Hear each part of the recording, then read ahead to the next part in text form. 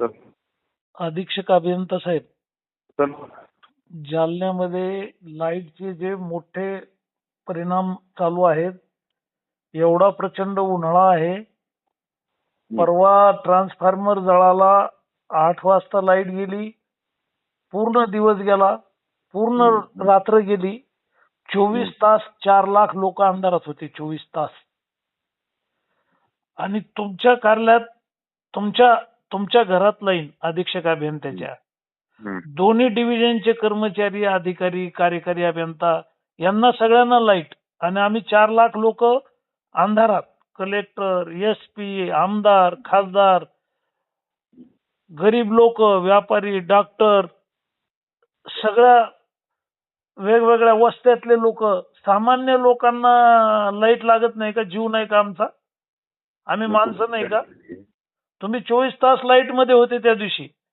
आम्हाला पाणी नाही ना, आमचं इन्व्हर्टर चालू. शेफ्टीचे डास आहे, शेफ्टीचे जालन्यात.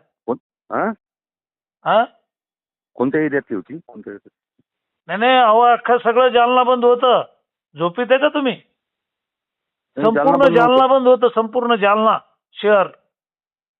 संपूर्ण जालना शहर बंद. संपूर्ण जालना शहर बंद होतं.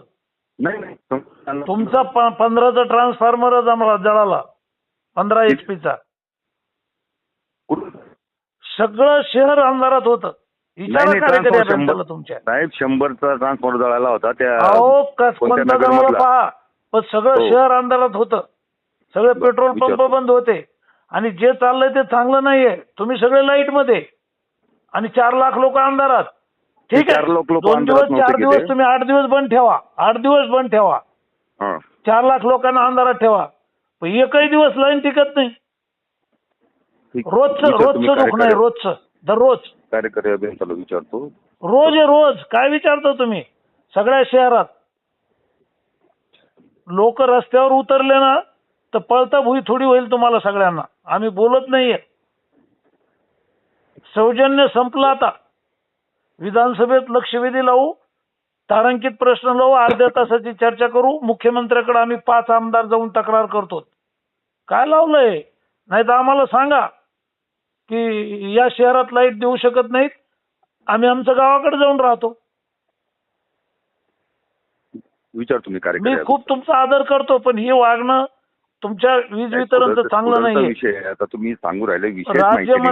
राज्यमंत्री कलेक्टरच्या कार्यालयात आल्या त्यावेळेला हा विषय झाला. शहरात आठवड्यातून 2-3 बारा लाईट जाते. 10-10 घंटे लाईट